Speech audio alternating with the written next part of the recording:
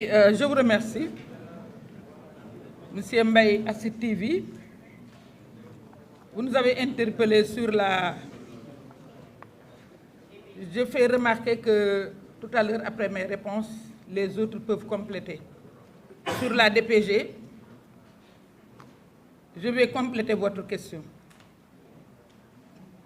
Qu'est-ce qui se passe? Pourquoi le président Ousmane Sonko n'est pas allé à l'Assemblée nationale?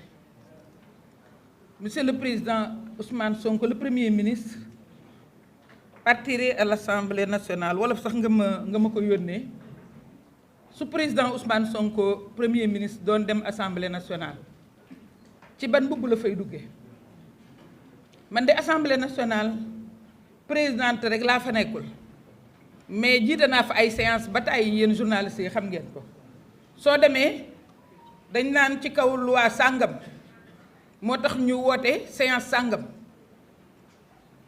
mais assemblée tey turu premier ministre nekkatu fa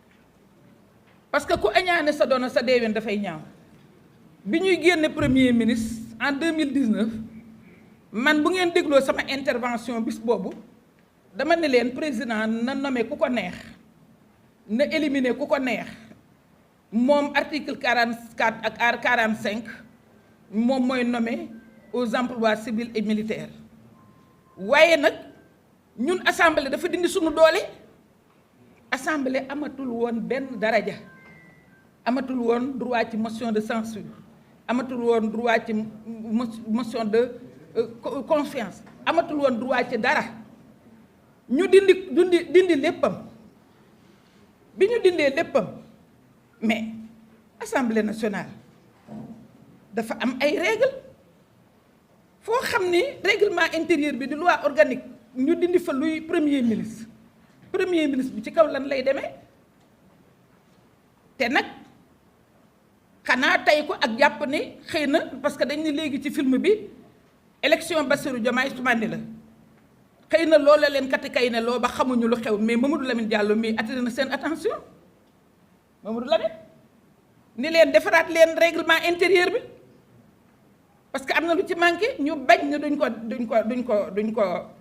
duñ ko defaraat ah Ousmane Sonko nag xam na droit am te itam nag parlementaire la woon ñaareel ba ma yeggal leen ci li ñuy ngawtee naan daf ne dafay dem ci benn jury populaire mais su jury normal bi fonctionné wu mu dem ci jury populaire Mamadou Lamine a ngi nii maa ngi moom a dend keroog ba ñuy yokk député yi bëggee yokk député yi dama ne leen man d'accorduma ci man leen yéen a ngi nii yéen député yi jiwu leen réew mi lenn lu tax réew mi di nangoo di consentir juróom benn député di leen ko dolli ca lañ mer daal ni bu dee loolu ñu génn ko ci liste nationale ma ne Mamadou Lamine ñii moom li ñu def doy na waa di mën ma dinañu obligé ñun opposition bi ñu ànd moom kàddu maanaam liste wàllu yeewi ci moom mii la jóge keroog lañ ko xalaat assemblée dafa am histoire kon ñun ragaluñ ci dara bu président Ousmane Sonko ne mu dem ci jury populaire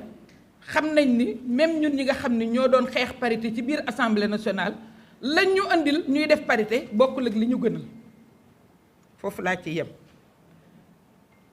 defe naa nag ñu ngi waxtaan ba tey jii am na sunu ay leaders yoo xam ni li tax ñëwuñu muy ñoom Ayib Daffé ak ñoom Abbas Fall dañu leen a woo pour ñu defaraat règlement intérieur bi yaakaar naa ne suñ ko defaraatee premier ministre dina mën a def tranquillement DPG mais ñun de coalition Diomaye président ànd nañu moom ci li mu wax parce que nag nit day am fulla te ne serait-ce que pour ñu tirer ci enseignement yi ñu ci war a tirer.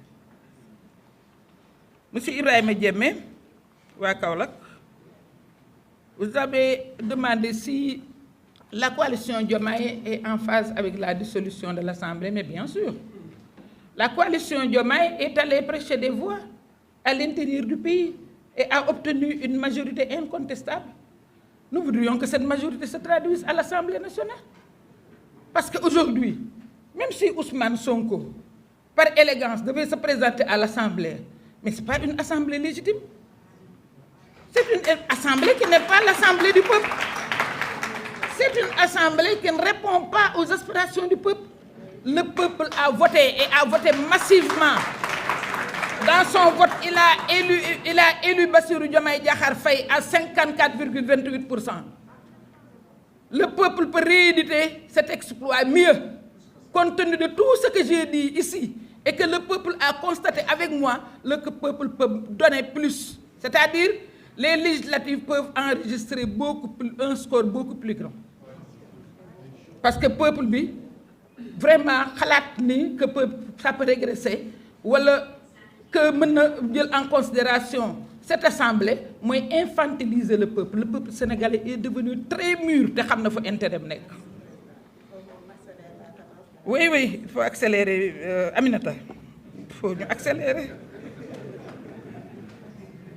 Madame Maïmouna Seck de RSI, la réduction des comptes. Mais non seulement nous sommes pour la réduction des comptes, mais c'est dans le projet. Dans le projet bien avant. C'est-à-dire, ils ont montré la voie. Tous les membres du gouvernement ont fait leur déclaration de patrimoine. Le PASTEF, qui est le parti leader aujourd'hui, a montré la voie. Nous avons toujours été pour la réduction des comptes. Au niveau de la coalition Diomaye Président, nous sommes pour la réduction des comptes. C'est lent. Ça veut dire qu'on a laissé les organes de contrôle faire leur travail sans pression.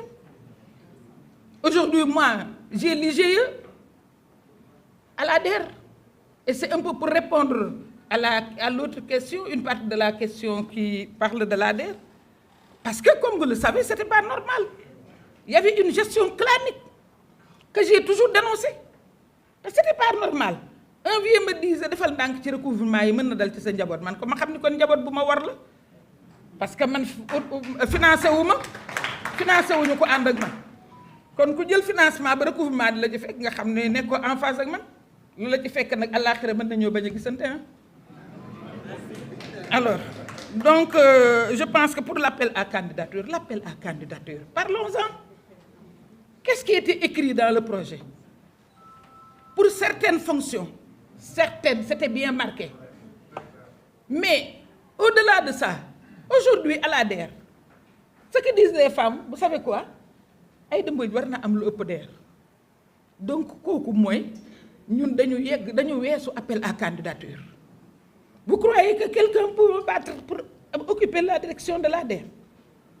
Donc vous êtes d'accord, c'est-à-dire en contestant le fait qu'on n'ait pas appliqué l'appel à candidature, vous êtes d'accord qu'on a mis depuis le début, depuis la mise en place du gouvernement, on a mis les hommes qu'il faut à la place qu'il faut.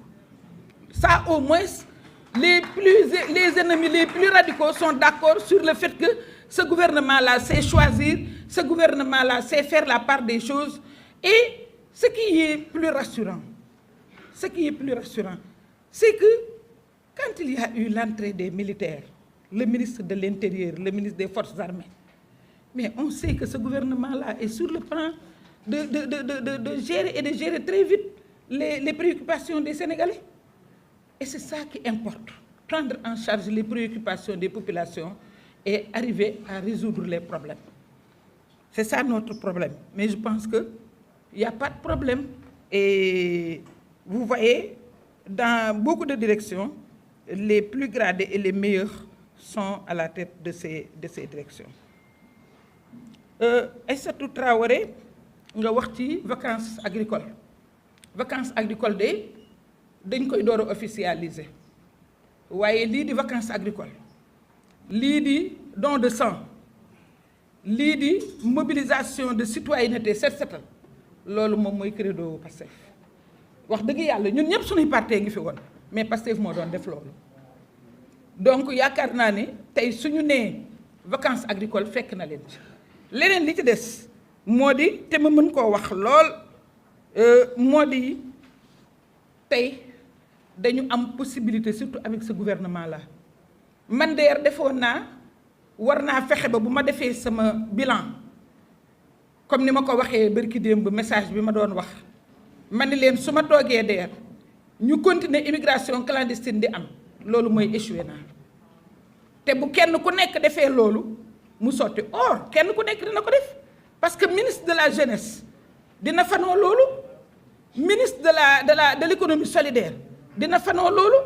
Donc ce gouvernement là au-delà du fait que c'est un gouvernement de jeunes mais ñoom ñoo gën a préoccupé wu ci jeunes yi te nag jeunes yi bu leen yaakaar ni dañoo kii rek dañoo xonq waaye duñu xale de jeunes yi xam nañ fu seen intérêt nekk.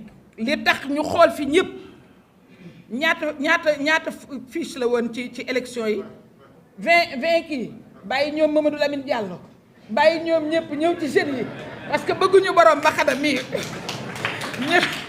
ñëw fal jeunes yi xam nañ ni jeune mooy comprendre jeune te loolu laa leen wax bi ma ñëwee di maire à la DER jël Sadio Mané muy jeune ba pare bëgg a nekk entrepreneur ma jox leen ko comme modèle ngeen xam ni comprendre naa leen donc jeunes yi plaindre ñu wuj moom kay bu ngeen yeboo woon xam ni jeunes yi moom bu neexee yàlla lu leen di taxawu wax dëgg yàlla ñu ngi ci. Lalla Rassoul, vous avez parlé de casier judiciaire. Je pense que le ministère de la Justice avait démenti en son temps. Je pense que la recherche de vues nous crée énormément de problèmes. L'emploi des jeunes, je l'ai dit, c'est une de nos préoccupations et on s'est donné les moyens.